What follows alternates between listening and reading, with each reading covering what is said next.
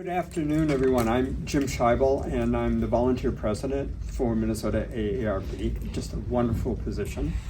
And particularly, my favorite thing all year is presenting the Andrus Award. Now, I'm semi-retired from Hamlin after teaching 18 years, and I always taught a first-year seminar. And there's certain people that I think all students should know, probably with their high school education. So I want to talk a little bit about Ethel Percy Andrus. Who is she? Founder of AARP. Yep. Yeah, well, you got your red coat on. And there's people like Dorothy Day, I think everybody should know, Jane Addams, and we need to add Ethel to it. But her story, and I know some of you know her story, but it's an amazing story about, she was a teacher and administrator in California. And she retired. And she was out driving around, and this is a true story. She met one of her former teachers living in a chicken coop. Mm-hmm. And that was her sort of motivation, saying, this isn't right. And that led to her organizing the retired teachers in California, which led to the founding of AARP, the largest membership organization, I think, anywhere. So this honor that we give, the highest award one can receive as a volunteer in AARP is the Andrus Award, which I'll be presenting in a minute. It's just great to be here, and I'm so excited about doing this, about when I read the application. And by the way, I want to say, it was unanimous support of the committee, like, it's got to be Sara. I mean, there wasn't. And that's like, there's some pretty impressive people that get nominated. Say that again? A number of people get nominated, but she got unanimous. She was our number one choice, and it was just, and other people nominated, pretty amazing. But yours was just extraordinary, as I know many of you are here. So the award looks at improving the community, supporting the mission and the vision of AARP, inspiring others. Wouldn't you give her an A on that? Yeah. And courageous and innovative. So I think even without saying anything, you can say that's really Sara and the work that she's done. Sara, she's done so much to be a fierce advocate, to be a collaborator, and to work for the inclusion of all. Now, AARP, we have 38 million members in the United States. That's power. And we have 330 in Minnesota, AARP members. That's power. But what I'm more and more impressed with is that power, and what drove Andrus to be who she was as older adults, we need and deserve dignity. And your work and what you do gives people dignity. And we have these big numbers, but whatever we do, it always comes down to the individual sometimes. And so a year and a half, my mother is in memory care at Episcopal Homes right now. But a year and a half ago, she said she was born in LA and grew up in San Diego and Long Beach. And for a number of years, she was saying, I want to go back to the ocean.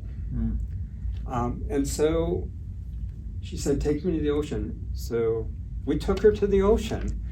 This is a memory of it. But a real key was, they didn't have all your training, but the TSA and everybody was just so open. It just made such, this trip was so much for the family and my mother. And I know your work is helping make that an experience. I mean, none of us like going through TSA nonetheless. And so this certainly helps. I think you have an impact on people 50 and over, but that impact goes to people like my mother, Beverly, that has dignity and extra life. So on behalf of Minnesota AARP, I'd like to present you with the Andrus Award for Community Service for AARP. It's a nice piece of glass, so I hope you have a really nice place for it. And just thank you and your colleagues for what you did. This is, when I called you, this is a story, and it's been told outside the Twin Cities. And I just thank you for what you've done, and I know you're going to continue to do even more. You inspired me, and I think it inspired all of us, and that's what we need for a better quality of life for 50 plus. So, congratulations.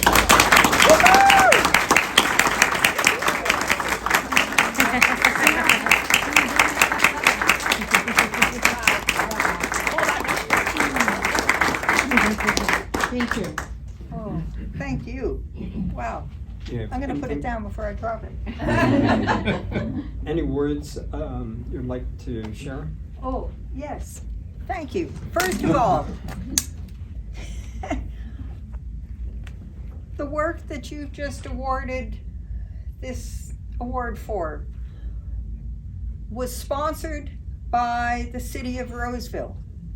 They allowed us to organize and put together people who were providing services who were in silos. They didn't know each other. They didn't know how to interact together. And Roseville allowed us in 2013 to have a meeting to solicit interest to see who wanted to work together to do things for people living with dementia.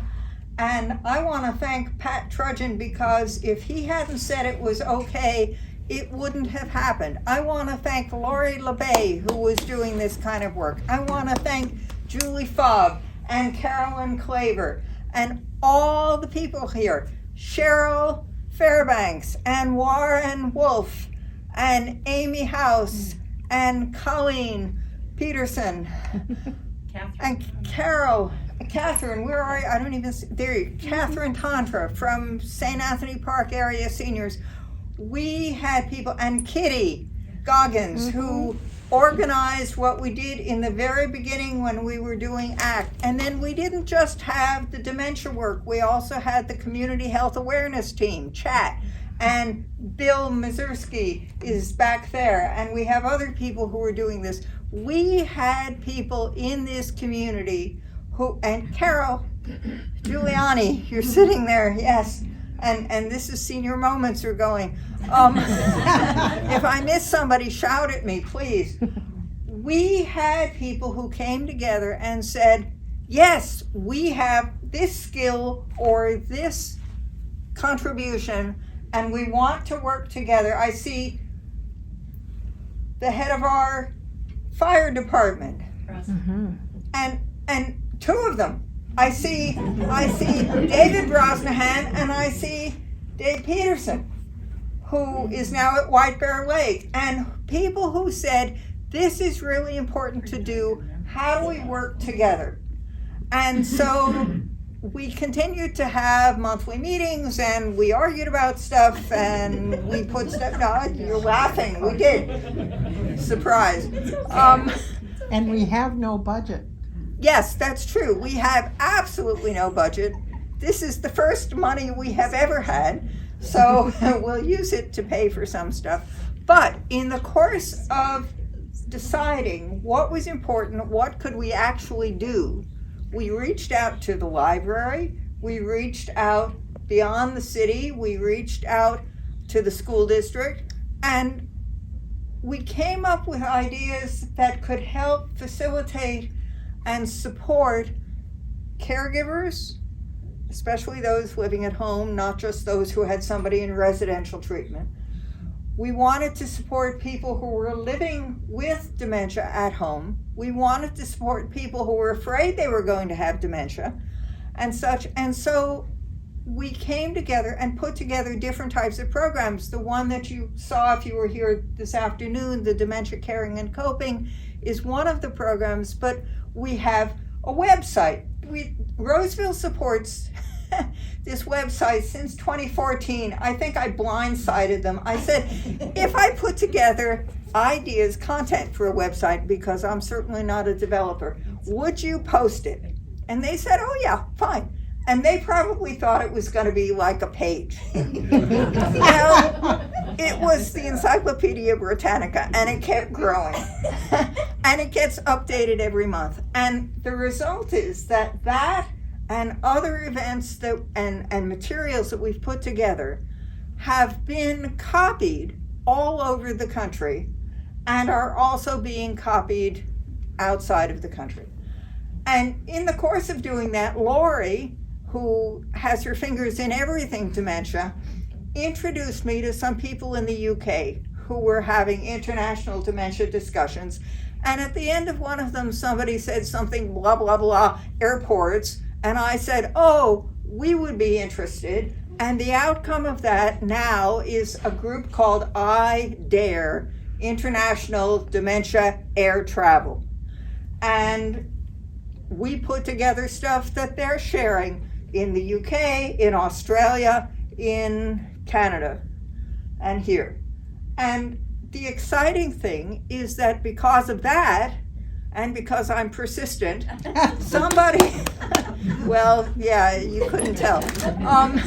Somebody at the airport put my name forward for a bunch of national committees, and I pestered them like crazy.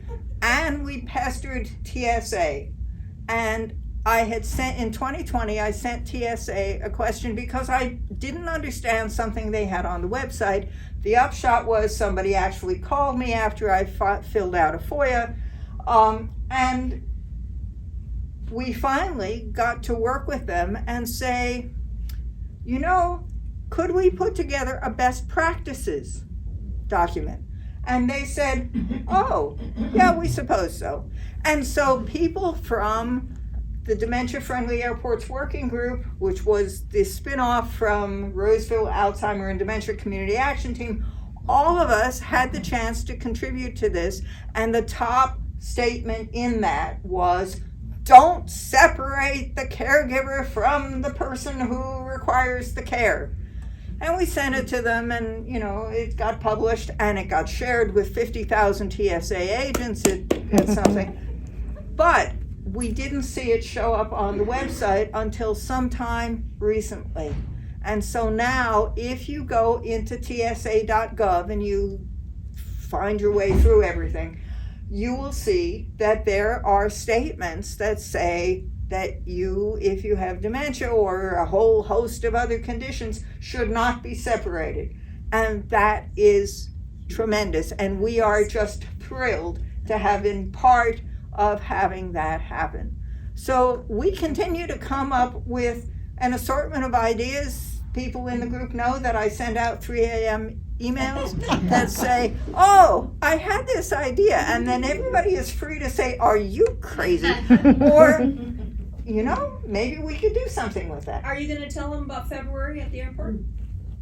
February? Yes, thank Please. you. Okay, Please. so in the course of making the airport crazy, we got them, they made the mistake of putting me on one of their committees, right? So one of the things that we really have wanted to do is to have dementia aware training for airport industry staff.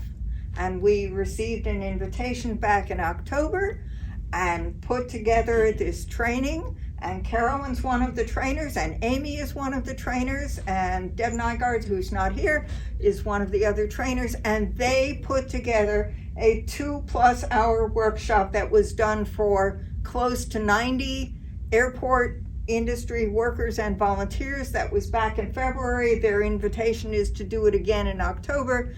Meanwhile, the airport was excited enough, and they said, oh, you know, we've got this online training staff. They could work with what you put together to put something online. So we are in the midst of putting that together. It will be available to their staff, but there is a version of it that they're branding with just DFOG, the Dementia Friendly Airports Working Group, that will be available to any airport or advocacy group, bar wherever they are, And some of the MSP staff is willing to help them modify whatever it is so that they can take our module and stick on their how are we dementia friendly, and and they'll have their own little stuff. So it's a way to get more information out to everybody and anyone, and there it is, and I'll wave my arms some more. And for people who were here before and heard the comment about the dancing, my husband Randy, who's hiding there in the back. Okay, so many years ago, we used to run community dances, and I was the caller and he was part of the band, and we just did that for anybody and everybody, and it was great fun. And then there was a burgeoning LGBTQ plus community, which wanted to have dances in St. Stephen's Church over in South Minneapolis, and they asked if I would be the caller, and so I was, and I learned how to call square dances without saying gents and ladies, doing it with I numbered everybody, and I had to keep track of who was I up to by poking myself with the numbers. But they were great fun, and again, they were community events that allowed people to function with dignity and have a good time. And the last thing I'll say is that having this honor with AARP, what we would be thrilled to do is to explore with you, because you have recognition, you have statewide fingers every place, is to explore how to get the word out, how to identify who is the audience, does the audience need to be broader, how do we drive things so it's not just catastrophe driven, but rather saying, we have these resources, we're interested in doing this. Is there a better way to provide senior services, a better way to get this information out? So expect that we will pester you, work with you, whatever it takes to try to make this, because all of the people in these groups have resources and skills, but we don't have PR and we don't have budgets. And a lot of things, and it's information that's really important to everybody, because it makes all our lives better. And now I'll be quiet, and you should all have cupcakes, and thank you all for coming.